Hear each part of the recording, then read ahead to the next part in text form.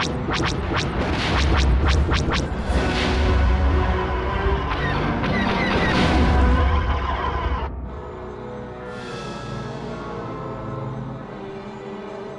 Commander Wedge Antilles of Rogue Squadron. We are coming to your assistance.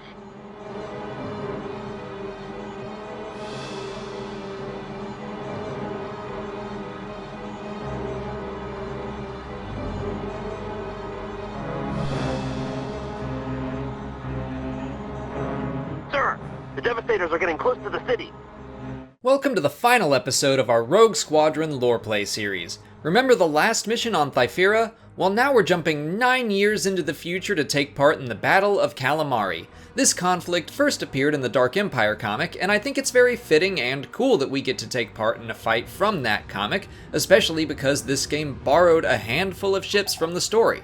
But let's get some background on this fight since we are just kind of thrown into it.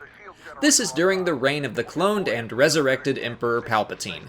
To punish the Mon Calamari people for their part in the Battle of Endor and their continued support of the New Republic, he sent the World Devastators to devastate their world.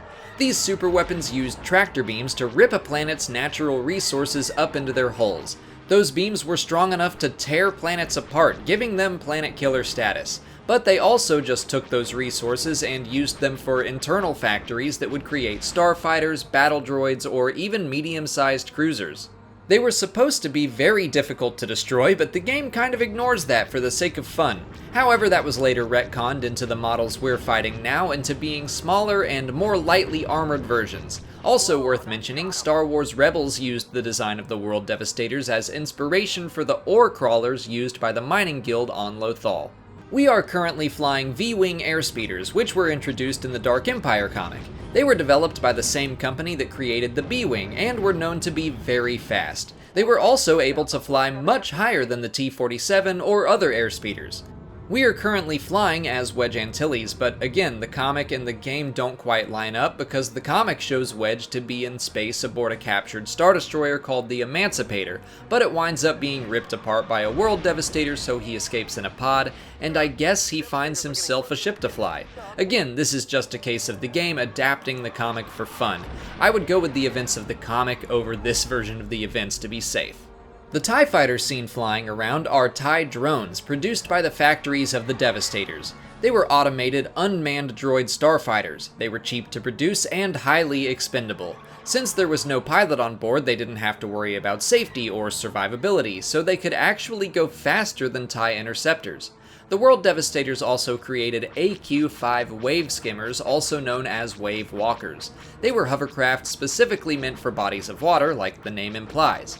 They carried sea troopers, stormtroopers, and cargo into battle, and they were armed with missile launchers and 4 blaster cannons. Outside of this game and the Dark Empire comic, they never appeared again in Legends, but they are actually canon, having shown up in the Leia story, Moving Target.